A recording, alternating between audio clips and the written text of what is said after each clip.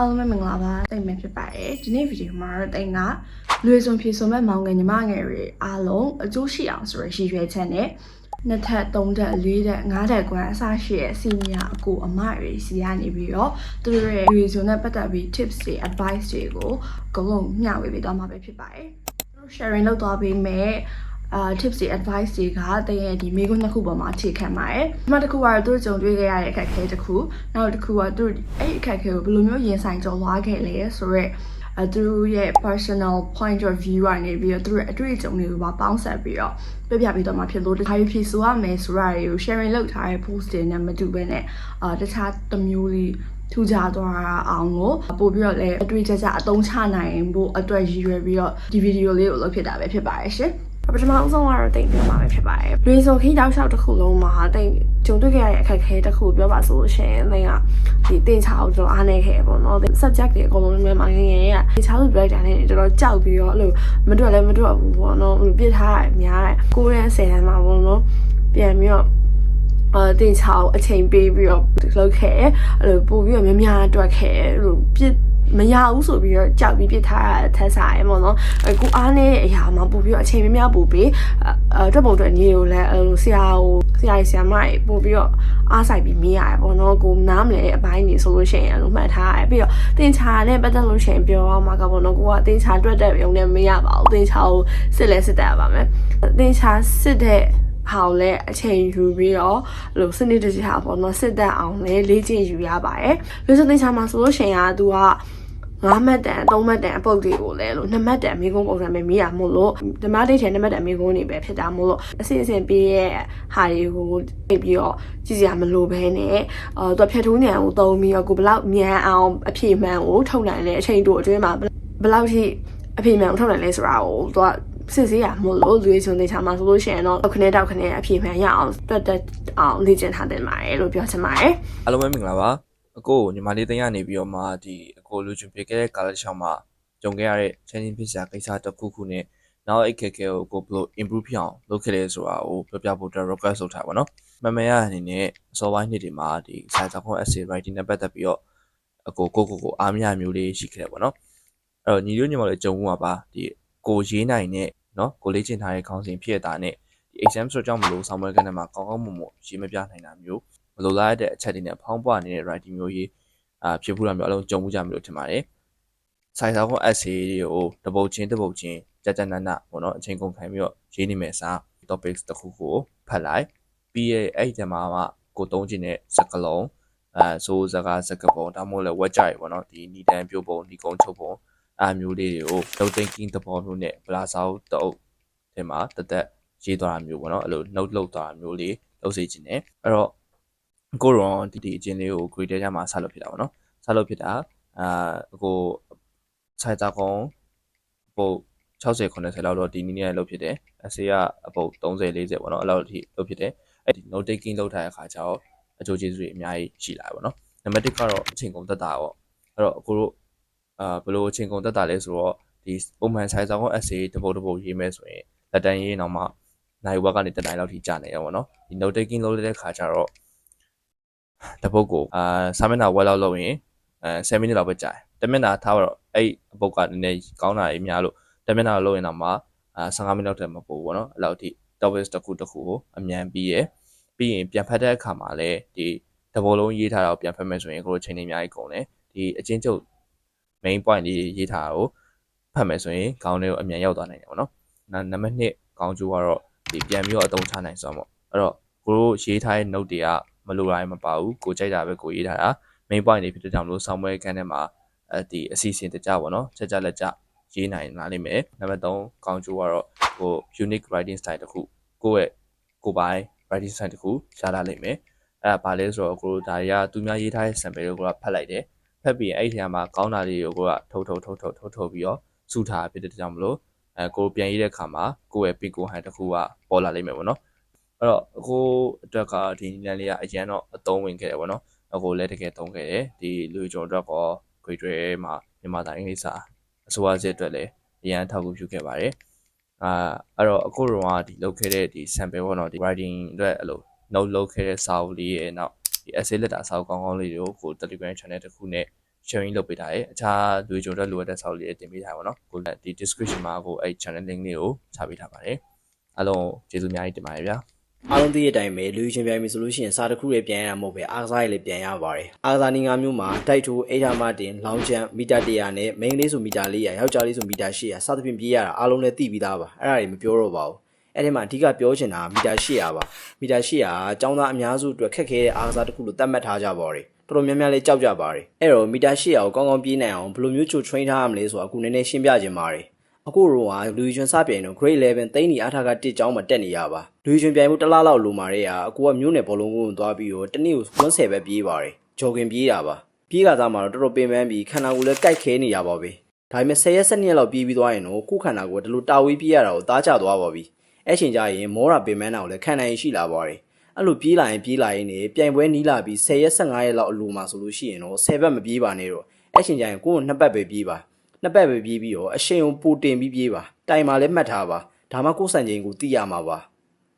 ကိုယ်10ဘက်ပြေးဖို့ဆိုတာစတက်မီနာကိုလည်းတော်တော်ချွေတာဖို့လိုတယ်အရှင်ကိုလည်းရှော့ပြီးပြေးဖို့လိုပါတယ်ဒါမဲ့တကယ်ပြိုင်ပွဲမှာ2ပတ်ပဲပြေးရမှာဆိုတော့10ဘက်ပြေးရတဲ့အချိန်နဲ့မတူတော့ပါဘူး10ဘက်ပြေးတဲ့အချိန်နဲ့ပြေးမိလို့ရှိရင်သူများနောက်ကကြံနေခဲ့မှာပါဒါကြောင့်ပြိုင်ပွဲမှာသားကြဖို့အတွက်နီးလာပြီဆိုရင်တော့2ပတ်ပဲပြေးပြီး train ပါအဲ့လို2ပတ်ပြေးရဲ့အခါမှာတော့ jogging လို့မဟုတ်တော့ဘူး jogging ထက်နည်းနည်းမြန်မှရပါမယ်ကိုနောက်ကတရားရောက်လိုက်လာပြီးကိုကမမီစေချင်လို့ရှိရနေတွတ်လေးပြေးရဲ့ပုံစံမျိုးပြေးခိုင်းတာပါကိုကို10ဘက်ပြေးအောင်တော့ပြေးနိုင်ထားပြီးသားဆိုတော့2ပတ်ပဲပြေးတဲ့အခါမှာကိုတော့မခက်ခဲတော့ပါဘူးအရှင်ကိုတင်ပြီးပြေးရတယ်လို့နောက်ဆုံးပန်းဝင်ဖို့အတွက်လည်းအားကိုခြံထားဖို့လိုပါတယ်မီတာ200လောက်လိုမှာကိုအရှင်ကိုတင်ပြီး800ကြော်ပြေးနေတဲ့သူတွေကိုကိုကပြန်ကြော်တက်နိုင်ဖို့လိုပါတယ်အဲ့လိုကြော်တက်ရတဲ့ရတာလည်းတော်တော်ကောင်းတာပါပန်းဝင်ကန်ကြီးဆိုရင်ခန္ဓာကိုယ်ကလုံးဝအားမရှိတော့ပါဘူးစိတ်ပဲရှိရပါအဲ့ချိန်ကျရင်စိတ်ကိုအားကိုးပြီးမရရအောင်အားတင်ပြီးပြေးဖို့လိုပါတယ်ပြီးတော့လူချင်းပြိုင်တဲ့အခါမှာစာရောအားကစားရောလုပ်ရတာဖြစ်လို့စိတ်ရောကိုယ်ရောပင်ပန်းပါတယ်အဲ့ချိန်မျိုးတွေမှာအလုပ်တွေများပြီးကိုဂီယူဆိုင်ဖို့မမေ့ပါနဲ့အစားကိုလည်းလုံလောက်မျက်တစားပါအားရှိအောင်စားပါတချို့အစားတွေကကိုမကြိုက်ပေမဲ့ခွန်အားဖြစ်တယ်ဆိုရင်စားဖို့လိုပါတယ်အေးရေးကိုလည်းဝအောင်အိပ်ပါ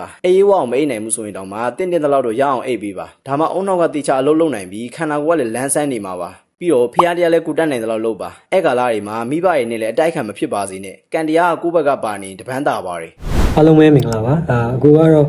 လူရွေးလေးစာမေးခွန်းနဲ့ပတ်သက်ပြီးတော့ရှင်းပြပေးသွားမှာဖြစ်ပါတယ်ပထမဆုံးအင်္ဂလိပ်စာနဲ့ပတ်သက်ပြီးတော့တည်ထားရမယ့်အချက်ကအင်္ဂလိပ်စာကအမြဲတမ်းတစ်နေ့မတူအပြောင်းလဲရှိနိုင်တယ်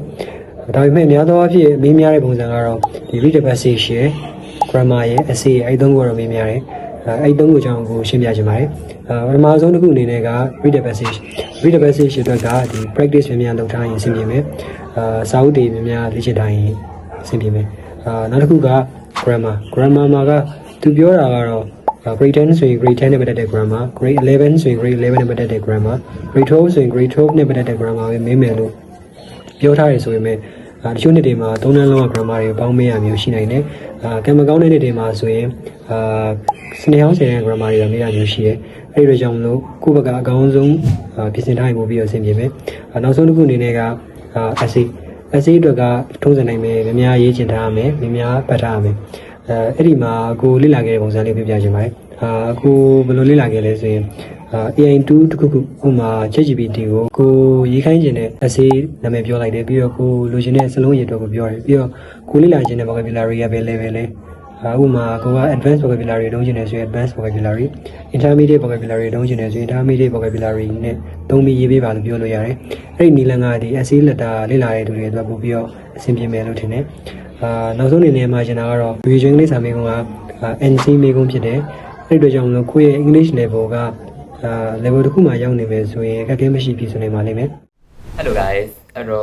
့ကျွန်တော်လူကြီးကျွန်ဖြေခဲ့တဲ့ခီးစဉ်တစ်လျှောက်လုံးမှာအကြီးမားဆုံးခက်ခဲကိုပြောပါဆိုလို့ကျွန်တော်က time management လို့ပဲပြောပါမှာပေါ့နော်။ဘာဖြစ်လို့လဲဆိုတော့ကျွန်တော်grade 9မှာတော့ကတော့ဒီ subject တွေက main subject ကနှစ်ခုပဲရှိတာဆိုတော့ကျွန်တော်တို့ကလူကြီးကျွန်စာကိုတီးတက်ညီတက်ညီပဲဆွဲပြီးတော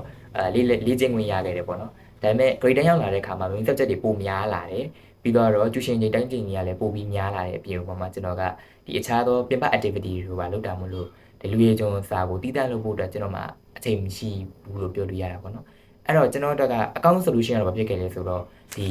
ီလူရေးကျွန်စာကိုတည်တံ့လေးလာမျိုးမဟုတ်ပဲနဲ့ဒီကိုလေးလာနေတဲ့စာကိုလုံးနေတဲ့ time table ထဲမှာပဲဒီလူရေးကျွန်ဖြည့်ဆိုဖို့အတွက်ဘယ်ရာကအထောက်အကူပြုမလဲပေါ့အဲ့လိုအထောက်အကူပြုမဲ့အရာလေးတွေကိုပူးတွဲပြီးလေ့လာဖြစ်တယ်ဥမာအဖြစ်ဆိုလို့ရှိရင်ဒါမြန်မာစာဆိုလို့ရှိရင်ကျောင်းကချက်ခိုင်းတဲ့စာတွေမကဘူးကျောင်းကမတင်သေးရင်တော့မှဒီ လူတွေကြုံဖြေတဲ့အခါမှာတွေးလာနိုင်တယ်လို့တွေးလာနိုင်တယ်ပေါ့နော်ခက်စစ်လေး4-5 စလုံးလောက်ပဲဖြစ်ဖြစ်အလင်ငါလေးတစ်ပုတ်နှစ်ပုတ်လောက်ပဲဖြစ်ဖြစ်ကျွန်တော်တိုးပြီးချက်ကြည့်တယ်အဲ့ဒါလေးကိုတွက်ဖက်ပြီးချက်ကြည့်တယ်ပေါ့ပြီးတော့တင်ချာဆိုလို့ရှင်လည်းအကြောင်းကပေးတဲ့စာတွေမဟုတ်ဘူးအဲ့ဒီစာနဲ့ပတ်သက်ဆက်နွယ်တဲ့ဒီ objective type မေးခွန်းလေးတွေပါကျွန်တော်လေ့ကျင့်ဖြစ်တယ်အားကစားကတော့ကျွန်တော်ကအပြေးကိုကတော့ဒီတက်လုံတိဆောက်ရမှာဖြစ်တဲ့အတွက်ဒီတစ်ပတ်ကိုအနည်းဆုံး4ရက်လောက်တော့ကျွန်တော်လေ့ကျင့်ဖြစ်တယ်ဒါပေမဲ့အခြားသော exercise တွေဆိုလို့ရှင်တော့ကျွန်တော်ရဲ့ gym workout routine ထဲမှာနေအဲ့ဒီဒိုက်ထိုးဥရာတို့အိတ်ခါမတင်တို့ကျွန်တော်အဆင်ပြေလို့လေးကျွန်တော်ညှိပြီးတော့ထည့်ကြည့်တယ်ပေါ့ဒါအပြင်မှာကျွန်တော်ကဒီကျွန်တော်အထက် senior ကြီးတွေထောင်ထားတဲ့ဒီလူရည်ကျွန် training channel လေးတွေရှိတယ်လူရည်ကျွန် training group လေးရှိတယ်အဲ့ထဲမှာကျွန်တော်ဝင်တယ်ပြီးတော့လို့ရှိရင်သူတို့မေးရဲ့မေးခွန်းလေးတွေဖြေတယ်ပြီးတော့သူတို့ကဂလိုင်းချပေးတယ်ပေါ့နော်ဘယ်စာဆိုလို့ရှိရင်တော့ emphasize လုပ်ပြီးလေ့လာပါဘယ်ຢာလေးကတော့အကြမ်းမြင့်ဖတ်ထားလို့ရပါတယ်ဘယ်ຢာလေးကတော့အရေးကြီးပါတယ်ဆိုဒီသူတို့ရဲ့ဂလိုင်းလေးတွေလေ့လာတယ်လိုက်နာတယ်ပေါ့အဲ့ဒီအခါမှာတီးတန့်လေ့လာတာတက်ပို့ပြီးတော့ effective ဖြစ်သွားတယ်အချိန်လဲမပုတ်သွားဘူးပေါ့နော် improvement တစ်ခုပဲပေါ့ဒါကတော့ကျွန်တော်တို့အကောင်းဆုံး solution ပါပဲအဲ့တော့ junior လေးတို့ပြောချင်တာကတော့အကောင်းဆုံးစူးစမ်းပါဒါကျွန်တော်မြင်ပြောခဲ့တဲ့စကားဆိုလို့ရှင်ဒါအကောင်းဆုံးစူးစမ်းတဲ့သူတိုင်းအတွက်အကောင်းဆုံးရလက်ဆိုတာကရှိတယ်တကယ်လို့ကံတရားအကြောင်းကြောင့်လွှဲချော်ခဲ့တယ်ပေါ့လွှဲချော်ခဲ့တယ်ဆိုရင်တော့မစိတ်တမကြပါနဲ့ဒါကျွန်တော်တို့ကိုပြင်ဆင်ချိန်ပိုရအောင်အချိန်ပေးလိုက်တယ်လို့ပဲသတ်မှတ်ပါပြီးတော့လူရည်ကြုံဆိုတဲ့အရာကတော့အနာနီးတော့မှရုံတိုင်းကြီးထားပြီးတော့လေးလာလို့ရတဲ့အရာလေ့ကျင့်လို့ရတဲ့အရာတော့မဟုတ်ဘူးအချိန်ကြီးအများကြီးယူရတယ်ဒါပေမဲ့အချိန်ကြီးအများကြီးယူရတယ်လို့ပြောတိုင်းလေဒါတစ်နေ့မှာသူ့အတွက်တီးတန့်ကြီးတိုင်တေးပေကြီးဖယ်ပြီးတော့ဖိအားကြီးနဲ့ pressure ကြီးနဲ့လုပ်ရတဲ့အရာတော့မဟုတ်ဘူးတစ်နေ့ကို15မိနစ်လောက်ပဲဖြစ်ဖြစ်မိနစ်30လောက်ပဲဖြစ်ဖြစ်အဲ့လိုလေးတွက်ဖက်ပြီးလုပ်ကြည့်နေမှာဒါဖြည့်ဆိုတဲ့နေရာမှာအရာအများကြီးအထောက်အကူပြုပါတယ်အားကြောင့်မလို့အားလုံးပဲလက်ထောက်ပေးရတဲ့အတွက်ကျေးဇူးတင်ပါတယ်ဒါကတော့ကျွန်တော်ရဲ့ advice ပါပဲအားလုံး fighting အားလုံးပဲမင်္ဂလာပါအခုလူချိုဖီဆိုမဲ့မောင်လေးညီမလေးတွေအတွက်အထူးတကူတော့နဲ့ပတ်သက်ပြီးတော့မိုင်းတွေ့ကြုံလေးနည်းနည်းလေး share လုပ်ပေးချင်ပါတယ်အရင်ဆုံးအခြေခံပညာဆင့်ပေါ့နော်အခြေခံပညာမှာဆိုလို့ရှိရင်ကြတော့အမက grade 12မှာမှလူကျွန်းစဖြည့်ဘူးတယ်ဒါကြောင့်မလို့ဒီရဲ့ grade 12တစ်ဖက်က grade 12ဖြစ်တဲ့အတွက်ကြောင့်မိုင်းရဲ့အကြောင်းစာကိုလည်းမလွတ်အောင်တခြားလေး use ပေးခဲ့ပါတယ်အထူးတကူတော့မှာဆိုလို့ရှိရင်ကြတော့အမက internet မှာဆိုလို့ရှိရင်မေကိုဟောင်းနေစုပြီးထားတဲ့ link တွေရှိရပေါ့နော်အဲ့ကနေပြီးတော့ခါကြတော့လေးလာခဲ့တယ်နောက်တစ်ခုကကြတော့မောင်လေးညီမလေးတို့သိနေထင်ပါတယ်အောင်ကောင်းဆုံးပေါ့နော်အဲ့ဒီစာအုပ်ထဲကနေပြီးတော့ခါကြတော့ထူတကူတော့တွေကိုမကလေးလာခဲ့တယ်ဒီအမတို့ခြေထဲမှာဆိုလို့ရှိရင်ကြတော့ထူတကူတော့ကဒီရေးဖြစ်နေနှုံမင်းတို့ဖြစ်နှစ်ခုလုံးမှာပါတယ်ပေါ့နော်ဒီနှုံမင်းတို့ဖြစ်မှာဆိုလို့ရှိရင်ကြတော့တခြားအတိုင်းကြီးတော့မသိဘူးပေါ့နော်အမတို့ညောင်းခဲမှာဆိုလို့ရှိရင်ကြတော့သူကဒီ grade 10နဲ့ grade 11 side နဲ့ P2 အဲ့လိုစာအုပ်တွေကနေပြီးတော့နှုံမင်းတို့ဖြစ်ပါတတ်တယ်ပေါ့နော်ဒါကတော့အခြေခံပညာစစ်နောက်တစ်ခါကျအမတို့ဒီအစစ်မြင့်ပညာမှာဆိုလို့ရှိရင်အမကဖာစီယာမှာလည်းဝင်ပြီးတော့ပြိုင်ခဲ့ဘူးတယ်လို့ပြိုင်တဲ့အချိန်မှာဆိုလို့ရှိရင်ကြအမကအထူးတကူတော့ဒီအခြေခံပညာမှာလိုပဲကြည့်ခဲ့ဒါပေမဲ့အမတို့ကဒီ uni မှာဆိုလို့ရှိရင်ပထမဆုံးလူရစဖြစ်ရတယ်ဖြစ်တဲ့အတွက်ကြောင့်မို့သူတို့ကဒီရဲ့အထူးတကူတော့ကို uni မှာဆိုလို့ရှိရင် grade 12ကနေပြီးတော့ပေါ့နော် grade 12လူမှုရေးစာအုပ်ကနေပြီးတော့ကျတော့သူက1မှတ်တန်နဲ့5မှတ်တန်နဲ့10မှတ်တန်ကိုသူကမေးလိုက်တယ်ပေါ့နော်အဲ့ချိန်မှာဆိုတော့တော်တော်လေးဒုက္ခရောက်ခဲ့ပါတယ်နောက်တစ်ခါကျနှုံမင်းတို့ပြီပေါ့နှုံမင်းတို့ပြီမှာဆိုလို့ရှိရင်အမတို့ uni မှာဆိုလို့ရှိရင်ဒီမြန်မာစာအင်္ဂလိပ်စာနဲ့အထူးတကူတော့ဆိုပြီးတော့3မှတ်ပိုင်းပြီးတော့မေးရပေါ့နော်မြန်မာစာမှာဆိုလို့ရှိရင်ကျတော့ဘလိုဟာမျိုးတွေကိုစကားထားလို့ခေါ်လဲစကားပုံဆိုတာကဘလိုဟာမျိုးတွေလဲလို့ရှိရင်သူကစကားပုံတွေကိုအသေးပဲဖွင့်ဆိုခိုင်းတာရှိတယ်အင်္ဂလိပ်စာမှာဆိုလို့ရှိရင်ကျတော့အမတို့အကြောင်းမှာဆိုလို့ရှိရင်ကျတော့ကိုအကြောင်းကိုမိတ်ဆက်ခိုင်းတာမျိုးပြီးတော့ကျ favorite subject တို့နောက်ကကျ favorite hobby ကဘာလဲတို့အဲ့လိုဟာမျိုးတွေကိုကျတော့ speaking ပြောခိုင်းတာရှိတယ်အထူးတကူမှာဆိုလို့ရှိရင်ကျတော့သူကပြင်ပကမိကိုနေဒီဘုဒ္ဓရာတွေကိုပဲမေးရပေါ့နော်ဒီ first year မှာဆိုလို့ရှိရင်အမကစကားပြောရလူရှိမှနည်းကြောက်တဲ့အတွက်ကြောင့် speaking ပြောရတာကအမတို့နည်းလေးအခက်အခဲဖြစ်ခဲ့တယ်ဒါကြောင့်မို့စကေးရမှာပို့ပြီးတော့ကိုယ့်ဘာသာကိုပြောကြည့်ဖြစ်တယ်လေ့ကျင့်ကြည့်ဖြစ်တယ်ပေါ့နော်ဒါကြောင့်မို့နောက်ဖြေမဲ့မောင်လေးညီမလေးကိုပြောချင်တာကဒီတရက်စာကိုတရက်ပုံမှန်ကြည့်သွားပါပြီးလို့ရှိရင်နီးမစာတွေကိုကတ်ပြီးတော့မကြည့်ပါနဲ့ကိုကြည့်ချင်တာတွေကလည်းပါချင်မှပါမယ်ပေါ့နော်ဒါကြောင့်မလို့အားလုံးလည်းကြက်မိုက်ကျူးဆက်ကြပါအားလုံးပဲကုလပ်ပါကျေးဇူးတင်ပါတယ် အားလုံးပဲမင်္ဂလာပါရှင်ဒီနေ့မှာတော့လူတွေချင်းဖြစ်ဆိုမဲ့မောင်လေးညီမလေးရဲ့အတွက်လိုအပ်မယ့်ဆောင်ရွက်ဆောင်အချက်လေးတွေကိုအနေငယ်ဝင်ပြပေးသွားကြပါမယ်ရှင်ပထမဆုံးအနေနဲ့ပေါ့နော်ဒီလူတွေချင်းဖြစ်ဆိုရမယ်ဆိုလို့ရှိရင်အမအနေနဲ့အရေးကြီးဆုံးကတော့ time management လို့ထင်ပါတယ်ဘာဖြစ်လို့လဲဆိုတော့လူတွေချင်းဆောင်ပွဲကအားလုံးသိကြတဲ့အတိုင်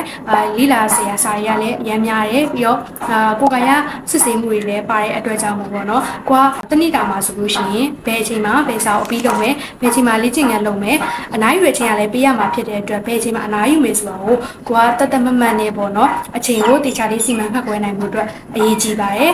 နောက်ပြီးတော့ပေါ့နော်ကိုယ့်ရဲ့ကျန်းမာရေးကိုလည်း view ဆိုင်ရမယ်ကိုကျန်းမာနေမှာအစာရေလည်းအများကြီးလုပ်နိုင်မယ်လေ့ကျင့်ခန်းတွေလည်းစံချိန်ကောင်းအောင်လေ့ကျင့်နိုင်မှာဖြစ်တဲ့အတွက်အစားကိုလည်းအားရှိအစားစာရေးစားပြီးတော့အိတ်ချိန်အောင်လည်းပုံမှန်လေးနဲ့အေးဝါလေးအိတ်ဖို့အတွက်အကြံပြုချင်ပါတယ်ပြီးတော့ကညံဝရိယဆိုတဲ့အတိုင်းပေါ့နော်ကန်းကလည်းဖြစ်ထားလို့ရတဲ့အရာမဟုတ်တဲ့အတွက်ကြောင့်မို့